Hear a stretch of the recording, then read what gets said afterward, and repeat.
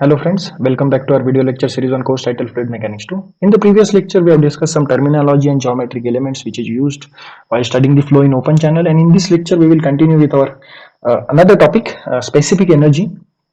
During the derivation of energy equation, we have derived the equation for the energy as Z plus D sine of theta plus alpha V square upon 2g. So this is our energy equation what we have derived during the energy equation, and in this is the datum head, which is the elevation of the channel of the bottom channel bottom with reference to the datum, and this is D sine of theta is the depth of flow, which is the represented by the y. D sine of theta is equal to y, which is measured exactly normal to the horizontal, and alpha is the kinetic energy correction factor. V is the velocity of the flow. Now if I am going to consider whatever the bed of my channel as my datum, in that case no need to show separately datum head. In that case I can neglect this z because we need to remove it. We are measuring all the depth and velocities with respect to this channel bottom. In that case, whatever the remaining equation we have, that is d sine of theta plus alpha v square upon 2g, and this is energy is known as specific energy. So specific energy is the addition of this potential energy and this kinetic energy. So by considering this channel, and if I am considering the slope of the channel is very small, that is the theta here, which is very small, in that case I can replace this cos of, sorry, here it is not sine of theta, it is cos of theta actually. So I can replace cos of 0 is equal to 1, so cos of theta is equal to 1. So here d multiplied by cos of theta will become 1, and I can replace d is equal to y. Again, if the flow is uniform, in that case I can say that this alpha, whatever the kinetic energy correction factor, will be 1. Now in that case I can written down this equation d plus v square upon 2g, or y plus v square upon 2g, and that is what our equation of specific energy. So our specific energy equation is given by y plus v square upon 2g. Now we can simply define by looking to this equation our specific energy. It is the energy per unit weight of flowing fluid which is measured with respect to the channel bottom. Remember that this is the most important point, because this point is also going to show us one important difference between total energy and specific energy. As we know, total energy always goes on decreasing in direction of motion due to the frictional losses, but specific energy may increase or decrease in direction of motion due to the changes in bed elevation. Remember, this is the most important point which is going to differentiate your total energy and specific energy. How? In case of total energy, in direction of motion there are frictional losses, and due to the frictional losses, total energy always goes on decreasing. Likewise, total energy always goes on decreasing. But in case of specific energy, as we are measuring our all the values with respect to this datum of the bottom of the channel, and if there is any elevation changes in the channel bottom, obviously your depth or velocity is going to change, so your energy may increase or may decrease. That will depend on the bed elevation changes. So this is what basic difference between specific energy and total energy. Another important point, the specific energy always remain constant in case of uniform flow. Why? Because in case of uniform flow, whatever the depth of flow and velocity of flow will remain constant over the length of the channel, and that's why in case of uniform flow, specific energy always remain constant. Now by doing some simplification, I can simply write down this equation as E is equal to y plus q square upon a square. I will just replace here v with the q upon a, and v square will be q square upon a square. Again I am going to put here concept of discharge per unit width, which is given by discharge divided by width of the channel. So if I am going to divide this discharge q with the width of channel, so whatever the quantity I will get, that is known as discharge per unit width, and we are going to represent it with q. So by putting this value of q in this equation, q by b in this equation of the velocity is given by q upon a, where a is the area of flow, that is given by width of channel multiplied by depth of flow.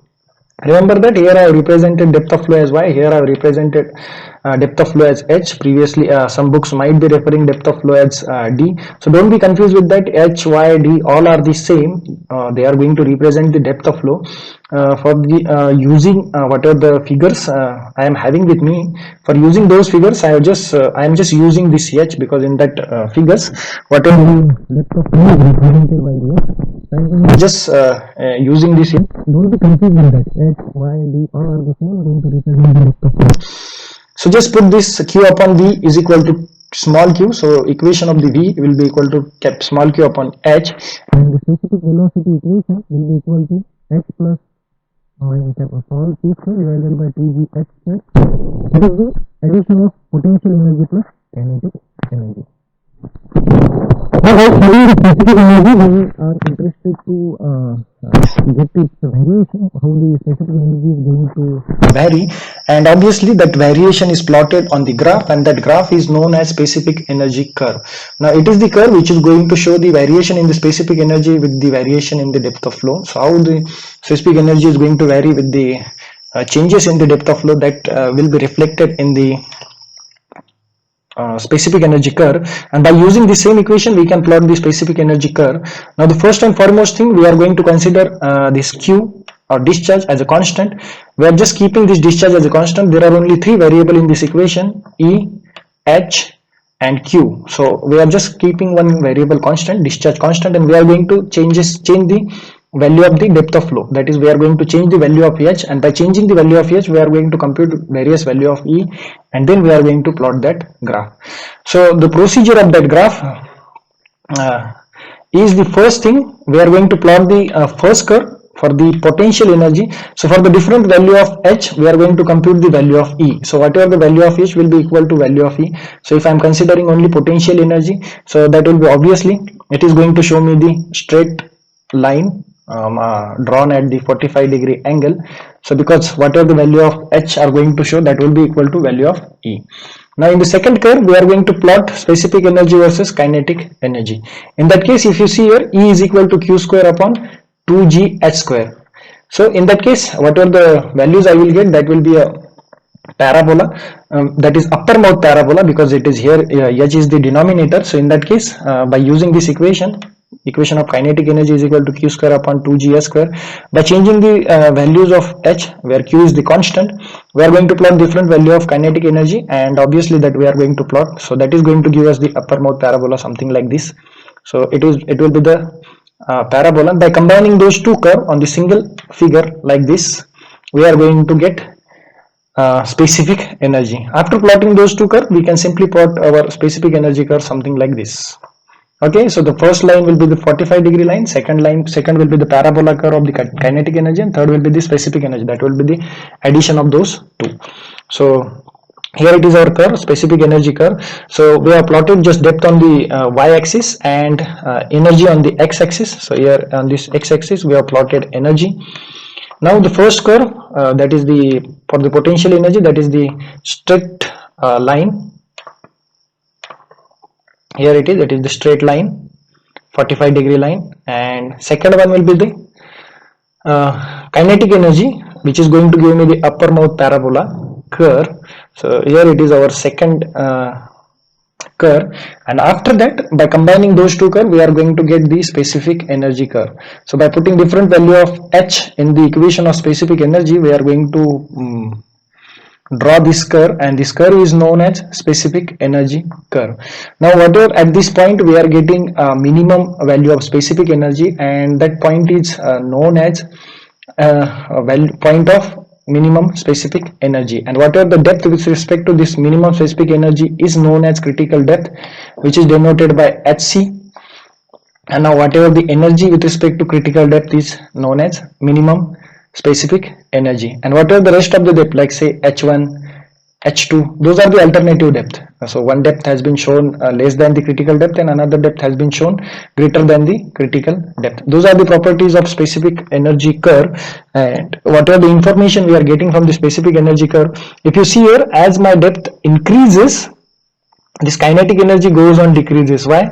Because here h is the denominator, so if my denominator increases, obviously whatever the value of this E will goes on decreasing. So for the higher value of depth of flow, if you see here, my specific energy showing the lesser value on the x-axis. Similarly, as my value of y is decreasing, if you see here, well, for depth of value this one, my specific energy is higher. In case of potential energy, which is exactly straight line, nothing to explain anything. If you see here, as my depth, whatever the specific energy will goes on decreasing slightly and slightly, here it is, and after that, after critical depth, it started to increase suddenly. Without increasing any further depth, after critical depth it is increasing suddenly. So this is what your specific energy curve going to represent. Again, some more information what we are getting from the specific energy curve. Let's uh, sum up those information. The first thing, diagram applies for the given cross section and constant discharge. As depth of flow increases, static energy increases and kinetic energy decreases. Obviously, static energy going to represent a straight line, so it is increases. As total energy curve approaches to the static energy curve for the higher depth and kinetic energy curve for the smaller depth. Again, specific energy is minimum for the particular depth, and this depth is known as critical and depth. And at this particular depth, the Froude number, value of the Froude number is equal to 1, and velocity is said to be a critical velocity, and whatever the flow at this particular depth is known as critical flow. Again, whatever the depth of flow less than the critical depth is known as if the depth is less than the critical depth, then there will be a supercritical flow. In that case, Froude number will be greater than 1 and velocity will be greater than critical velocity. If depth is greater than the critical depth, then flow is the supercritical flow, sorry, subcritical flow, and in that case Froude number will be less than 1 and velocity will be less than critical velocity. Now for all other energy values, there are two depth associated. One is greater than critical depth and one is less than critical depth, and those are known as alternative depths. As discharge increases, if we see in the equation, energy curve moves to the upper right of the portion of the chart.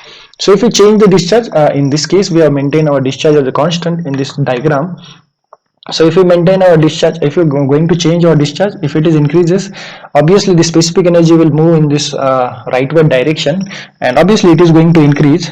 So if you see beyond this critical depth, whatever the specific energy will show the sudden increments. Whatever the depth which is less than the critical depth, that is known as supercritical flow, and in case of supercritical flow, energy is very high. And whatever the depth which is greater than the critical depth, and for that flows specific energy having a lesser value as compared to this one, and obviously it is going to show the subcritical flow. Hope you understood this, the concept of specific energy curve, and obviously what are those critical depth, critical energy, critical velocity, critical flow, critical depth, everything we are going to discuss in the next lecture in detail. Those are the references which I have used during my preparation of presentation. Thank you for watching.